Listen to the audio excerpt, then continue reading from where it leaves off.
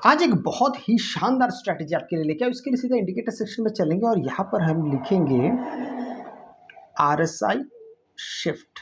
अब जैसे RSI shift लिखते हैं तो आपके सामने RSI शिफ्ट जोन नाम का एक इंडिकेटर चला आता है बाय चार्ट प्राइम। इसको हम अपने चार्ट पे लगा लेंगे। अब इसको आप जैसे चार्ट पे लगाते हैं, अब यहाँ पे बहुत सारी अद्भुत अद्भुत चीज़ें आपको यहाँ पे दिखाई दे रही है, जो आपको एक एक करके मैं सारा चीज़ समझाता हूँ। सबसे पहले मैं आपको समझाऊंगा कि ये RSI शिफ्ट जोन क्या है और यहाँ पे जो RSI है वो जो हमारा ट्रेडिशनल नॉर्मल RSI जो पूरी दुनिया इस्तेमाल करती है उससे ये भिन्न कैसा है, अलग कैसा है। इसीलिए सबसे पहले इसके चार्ट को पहले आप समझ लीजिए कि ये जो RSI है ये इंपॉर्टेंट ट्रेडिशनल RSI से कैसे है। यहाँ पर सबसे पहले आप यहाँ पे देख सकते हैं कि ये ओवरबॉट का जोन है और ये ओवरसोल्ड का जोन है। नॉर्मल RSI अगर यहाँ पे पहुँच जाता है तो आपको कोई संकेत नहीं देता है, वो ये नहीं बताता है कि अभी देखिए 70 पे पहुँच गया, से आप जो भी सेट करते हैं। नीचे भी वैसा है, अगर आप 30 पे, 25 पे, 20 पे, 18, 15 जो भी आप इस पे सेट करते तो बताता नहीं है। एक बात यहाँ पर आपको सीधा स्पेशली दिख रहा है कि हाँ भाई मार्केट यहाँ पे ओवरबॉट पोजीशन पे पहुंच गया, 70 दिखा रहा है। नीचे आता है तो ये भी दिखाता है कि हाँ भाई यहाँ पे मार्केट ओवरसोल्ड पोजीशन में पहुंच गया है। इस जगह को देखेंगे तो मार्केट यहाँ से जब नीचे पहुंचा और जहाँ पे 30 पहुंचा मार्केट ने वहाँ पे देखा है, ये हो गया एक। दूसरा कि जब मार्केट नीचे गिरता है, जब मार्केट में डाउन ट्रेंड शुरू होता है तो ये जो लाइन है एक्चुअली ये तो EMA ही है। ये थोड़ा अलग टाइप का EMA है। अब ये EMA RSI का है एक्चुअली, और ये कैसे काम करता है ये यहाँ पे आपको पर्पल कलर का होता हुआ दिख रहा है, जो नॉर्मल RSI में नहीं दिखता। मैं अभी आगे चल के मैं आपको उसके बारे में बताऊंगा। और जब ये ऊपर की तरफ जाता है, खासकर अगर आप सेंटर लाइन के ऊपर की बात करते हैं तो फिर मार्केट में समझ में आता है कि हाँ, और अगर उससे पहले अगर ये प्रभाव पड़ रहा है तो ये आपको ब्लू रंग का होता हुआ दिखाई दे रहा है। खासकर इस जगह पे आप देख सकते हैं जब मार्केट बुलिश होता है, ये सबसे मेन इसका एक कैरेक्टरिस्टिक है। अब इसको मैं यहाँ से नीचे कर देता हूँ। और एक बात और है, मैं यहाँ पे आपको साधारण RSI यहाँ पे लगा के दिखाता हूँ तो आपको थोड़ा सा ज़्यादा बेहतर समझ में आने लगेगा। अब देखिए थोड़ा सा नीचे चलते इसको ढूंढने के लिए अगर हमें मिल जाए तो साधारण RSI दिखाई नहीं दे रहा है। चलिए एक बार इसको देखते हैं, अगर हमको दोबारा से मिल जाता है तो RSI। चलिए यहाँ पे भी नहीं मिलता है, अगर नहीं मिलता कोई बात नहीं, हम यहाँ पे लिख देते हैं रिलेटिव। देखिए सिर्फ रिलेटिव लिखते ही अब आ गया है रिलेटिव स्ट्रेंथ इंडेक्स। इसको हम अपने चार्ट पर लगा लेते हैं। ये हमारा ट्रेडिशनल RSI है। अब यहाँ पे अगर आप ध्यान से देखते तो मार्केट यहाँ पे 30 पे पहुंच गया, ये भी पहुंचा है, ये भी पहुंचा हुआ ही है, सेम ही है।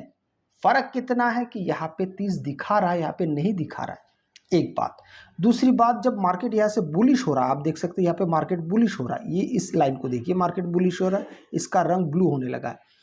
यहाँ पर ऐसा कुछ दिखाई दे रहा है क्या? नहीं, यहाँ पे नहीं दिखाई दे रहा है।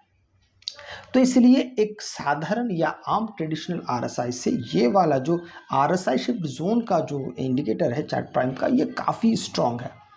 चलिए अब हम पुराने वाले RSI को यहाँ से हटा देते हैं और वापस अपने इंडिकेटर पे आते हैं। ये हो गया एक तरफी बात है। अब दूसरा तरफा यहाँ पे, अब ये जो RSI तो मैंने आपको बताया, अब शिफ्ट जोन की बात करते हैं। ये जोन कहाँ है? ये सब जोन्स है। यहाँ पे जोन की बात अगर कर रहे हैं तो ये जोन से, इसको ध्यान से अगर आप देखते हैं तो ये आपको सीधा सीधा आपको यहाँ पे जोन्स दिखाई दे रहा है। ठीक है, अब देखिए ये जो जोन से, ये आप बहुत आसानी से आप इसको देख पा रहे हैं, आप इसको बहुत आसानी से इसको आप समझ पा रहे हैं। अब यहाँ पे जो ग्रीन कलर का है वो दर्शाता है कि मार्केट यहाँ से बुलिश होने वाला है। ठीक है, और माफ कीजिएगा, यहाँ से मार्केट बेरिश होने वाला है। और जो पर्पल कलर का है वो दिखाता है कि मार्केट यहाँ से बुलिश होने वाला है। अब हम अचानक यहाँ पर कैसे समझेंगे कि हाँ भाई मार्केट यहाँ से बुलिश होगा या बेरिश होगा? एक एक करके सारी चीज़ों को जानते हैं। इस चीज़ के लिए हम और एक इंडिकेटर का यहाँ पे हम सहारा लेंगे, इस इंडिकेटर का नाम आप यहाँ पे देख लीजिएगा, इसको हम लिखेंगे, आप इससे भी काम माफ़ कीजिएगा, जैसे अब इंडिकेटर सेक्शन में आते हैं, इसको मैं यहाँ से हटा देता हूँ। अब ये वाला इंडिकेटर आप देख सकते हैं, ये जो इंडिकेटर है double top and bottom ultimate, हम इसको चार्ट पे लगा देते हैं। अब इसको जैसे ही चार्ट पे लगाते हैं, अब आपके लिए ये थोड़ा सा, ये ज़्यादा बैक टेस्ट नहीं करता है, तो हम थोड़ा सा आगे चलते जहाँ से इसने कर रखा होगा। अब ध्यान से देखिए, यहाँ से इसने करना शुरू किया है। अब यहाँ पर इसके थोड़े से हम इंडिकेटर सेक्शन में जाएंगे और जो अननेसेसरी चीज़ें हैं जिसकी हमको आवश्यकता नहीं, वो हम सबसे पहले यहाँ पे हटा देते हैं। अब लेंथ यहाँ पे 10 रखा हुआ है, ठीक है, हम 10 को हटा के 13 कर देते हैं और स्टाइल में जाएंगे और टेबल्स जो है, टेबल्स की हमको आवश्यकता नहीं है और बस ये इस चीज़ को हमने यहाँ से हटा दिया है। अच्छा, हमको और एक चीज़ की ज़रूरत नहीं, हमको लाइन से भी कोई सरोकार नहीं है, तो लाइन्स भी आप यहाँ से निश्चित रूप से हटा सकते हैं। चलिए, हमने लाइंस को भी हटा दिया। अब ध्यान से देखिए, अब हमें क्या करना है, कैसे करना है, एक एक करके अब हम यहाँ पे आपसे एक एक करके समझने की कोशिश करते हैं। जो मैंने आपको पहले क्या कहा कि ये जो है हमारा, ये हमारे लिए होना चाहिए पुट साइड का और पर्पल कलर का होना चाहिए कॉल साइड का। तो कैसे हम समझेंगे, एक एक करके मैं आपको बताता हूँ। जब मार्केट इस रेंज को तोड़ के जब नीचे आएगा, इस रेंज को तोड़ के जब नीचे आएगा, ये पूरा कंसोलिडेशन एरिया है, ये एक जोन है, इसको तोड़ के जब मार्केट नीचे आएगा तभी हम यहाँ पे पुट साइड की तरफ एंटर करेंगे। Point number 1। आप कंफ्यूज क्यों हो जाते, मैं आपको बताता हूँ। देखिए, यहाँ पे जैसे 70 पे पहुँच गया, ज़्यादातर लोग RSI का इस्तेमाल करते वक्त जैसे मार्केट ओवरबॉट पोजीशन पे पहुँचता है, वहाँ से सेल करना शुरू कर देता है। अब इसका नतीजा क्या निकलता है कि मार्केट तो लगातार ऊपर की तरफ जा रहा है, ये भी आप देख पा रहे हैं, आपका सेल हिट हो जाता है। ऐसे वक्त पे जब आप इस प्रकार के इंडिकेटर का इस्तेमाल करते हैं कि भाई यहाँ पे हमने सेल का ऑप्शन तो आ गया है, पर तभी हम करेंगे जब लास्ट वाले लाइन के यहाँ पर कोई प्राइस एक्शन बनेगा, तभी हम यहाँ पे एंटर करेंगे। पर यहाँ पे दुर्भाग्यपूर्ण से आप देख पा रहे हैं, यहाँ पे कोई प्राइस एक्शन नहीं बना, मतलब इसके नीचे कैंडल्स आए रेड कैंडल, पर उसके नीचे और दूसरा कैंडल क्लोज नहीं हुआ। जिस कैंडल ने यहाँ पे क्लोज किया है वो एक कॉल सिग्नल दे रहा है। आपको समझ में आ रहा है? तो अगर कॉल सिग्नल दे रहा है तो ये बिल्कुल भी सही कैंडल नहीं हो सकता। अब देखिए, यहाँ से आपने एंटर नहीं करते तो फिर मार्केट यहाँ से रिवर्स हो रहा है, तो ये आप यहाँ पे बच जाते हैं। और हमको कहाँ पे फिर से दोबारा हम एंटर करेंगे, जब मार्केट फिर से यहाँ पे, देखिए फिर से यहाँ पे पुट ऑप्शन बनता है और मार्केट यहाँ पे फाइनली आके आपको एक एंट्री देता है और आप यहाँ से एंट्री करेंगे पुट साइड में और तब तक वेट करेंगे, फिर जब तक मार्केट आपको यहाँ पे कॉल साइड में एक नया एंट्री ना दे दे, तब तक आप वेट करेंगे। तो ये आपका एक शानदार एक स्ट्रेटजी के मुताबिक आपके लिए यहाँ पे पॉइंट्स बन जाते हैं। इसी का विपरीत अगर कॉल साइड में होता है तो यहाँ पर आप देखिए, मैं आपको बताता हूँ, कॉल साइड की तरफ चलिए, इस जगह को देखिए।